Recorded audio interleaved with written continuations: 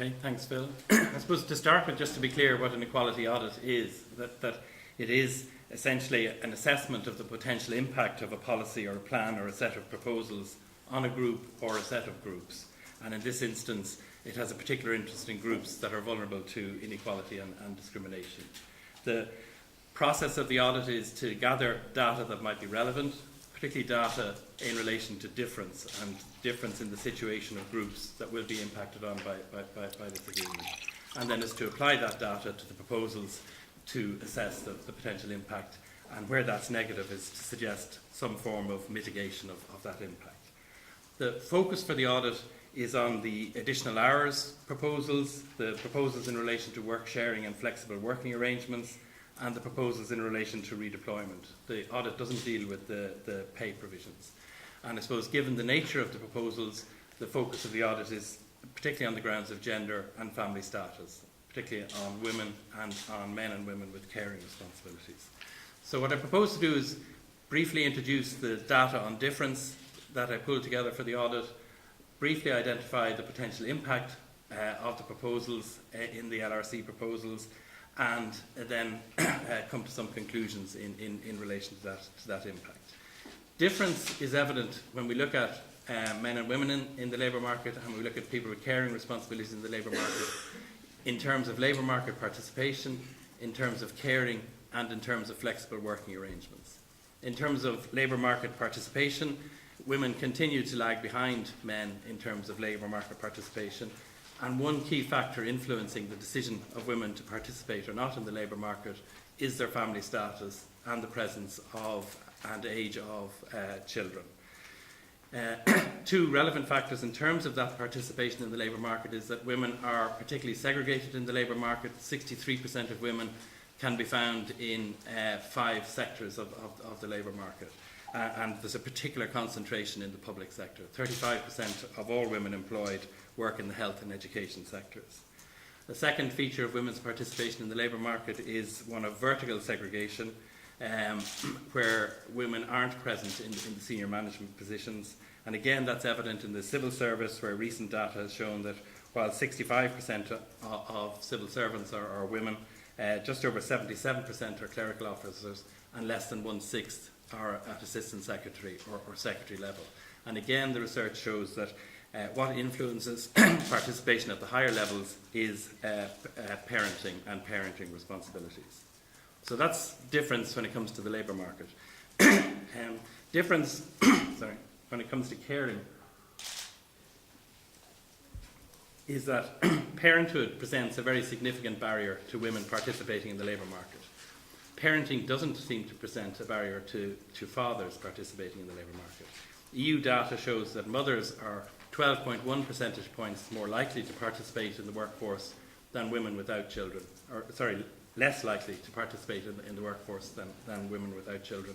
And fathers are 7.8 percentage points more likely to participate in the labour force than men without children. Research in Ireland using time use surveys has shown that men spend considerably more time in paid employment and study than women, and that women spend considerably more time in caring and household work than men. It shows that the effects of children on women's time is much greater than on men's time, and it shows that women essentially have 1 month extra time committed per year than men do. So women suffer particularly from time poverty.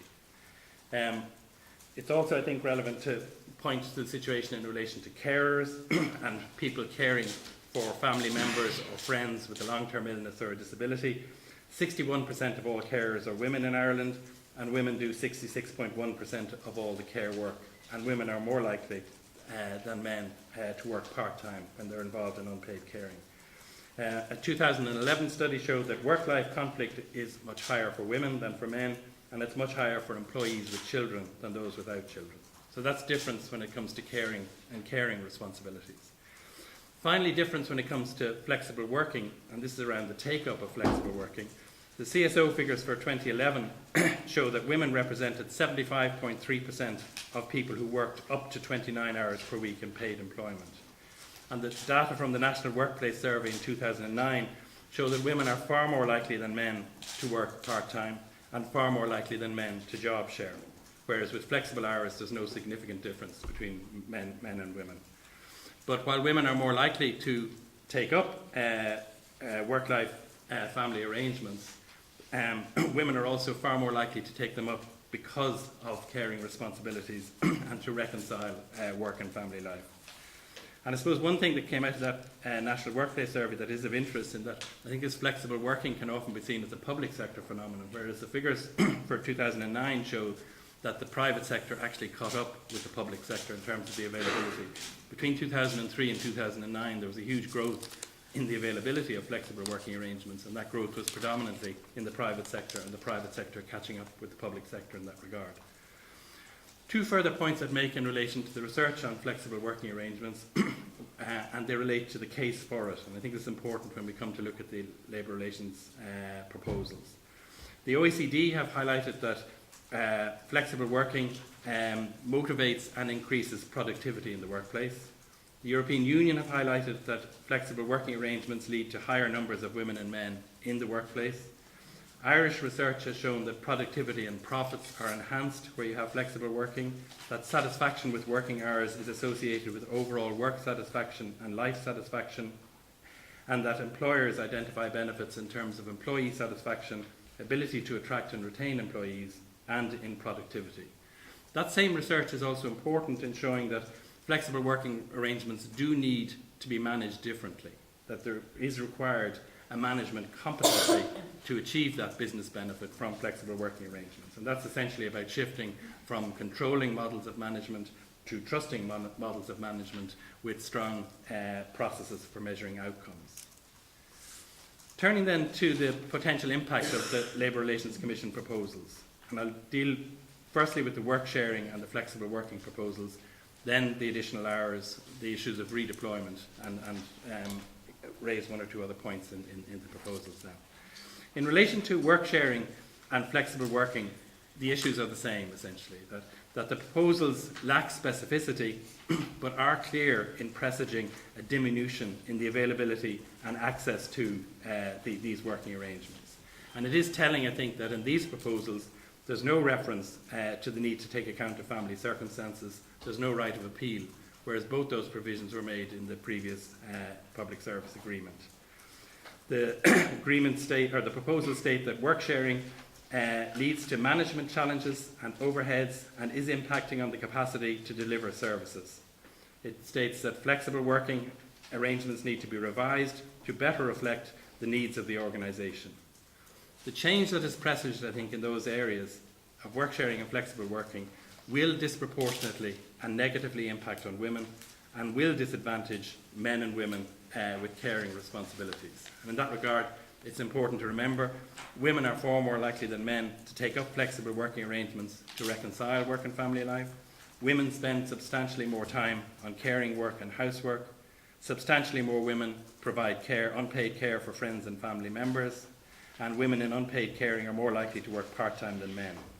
And this all in a context where the caring infrastructure in Ireland is really expensive, inadequate and underdeveloped. Specifically in relation to work sharing, there's a proposal that no work sharing pattern less than 50% of the full working hours will be allowed to persist. This will have, I think, particularly negative consequences for women who are working shorter hours as a means of maintaining professional skills over a period of intense caring demands. There's also provision in relation to flexibility, in that flexible working will not apply to staff at assistant principal or equivalent level. And that, I think, has significant implications in terms of women and women's access to promotion, which is already at issue in terms of the segregation within the civil service. And it will copper fasten that vertical segregation on the ground of gender.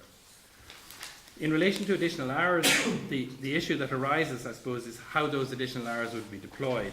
And the statements are that they will be deployed as best meets service demands, they'll involve roster revisions, they'll involve longer hours. Again, no reference to family circumstances, no right of appeal. And that will have a disproportionate and negative impact on women and will disadvantage men and women with caring responsibilities. The provisions in relation to redeployment are unclear. The Labour Relations Commission proposals say that it will continue with existing arrangements but the actual wording has changed from the previous agreement. That the wording referred to a radius in relation to current work location in the previous agreement, whereas the current wording talks about existing headquarters. That could imply longer commute times, that in turn will disproportionately and negatively impact on women and will disadvantage men and women with caring responsibilities. Two concerns in relation to the provisions in the agreement. One is that the thrust of the agreement looks at pay and productivity, but goes on to state that improvements in the areas on foot of the proposals could facilitate staff reductions. It's clear to me that increased work-life conflict that will result from these proposals and the difference that exists between men and women in employment in the public sector means that these proposals could serve as a push factor to push women in particular to leave the workplace in the public sector. The second point of concern is the stated purpose of the Labour Relations Commission proposals, where pay reductions and productivity increases are to be achieved through the proposals so as to secure substantial savings. But the research, I think, is clear that flexible and work-sharing arrangements actually increase productivity, and a culture positively disposed to flexible and work-sharing arrangements is important in unlocking that business gain. So it would appear to me that the actual proposals in relation to work-life sharing and flexible working arrangement run counter to the stated proposals of the agreement. Equally, I think it's important to note that one of the reasons for addressing work-sharing arrangements in the proposals is stated as being that they present a significant management challenge and overhead. But that seems to not take into account that, yes, they do, but what they require is different forms of management and a management capacity and a management competence.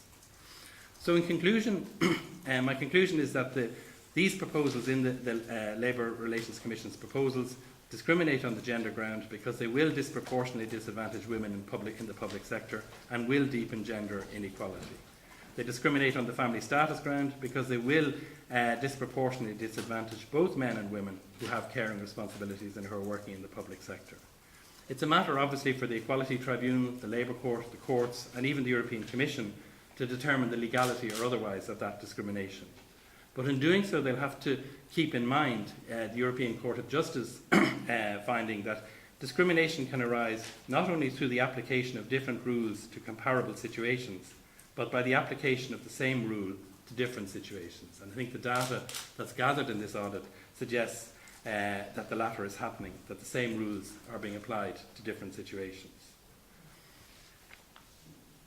When you find disproportionate and negative impact in an audit of this nature, it is the idea should be that you take mitigating measures to make sure that impact doesn't happen.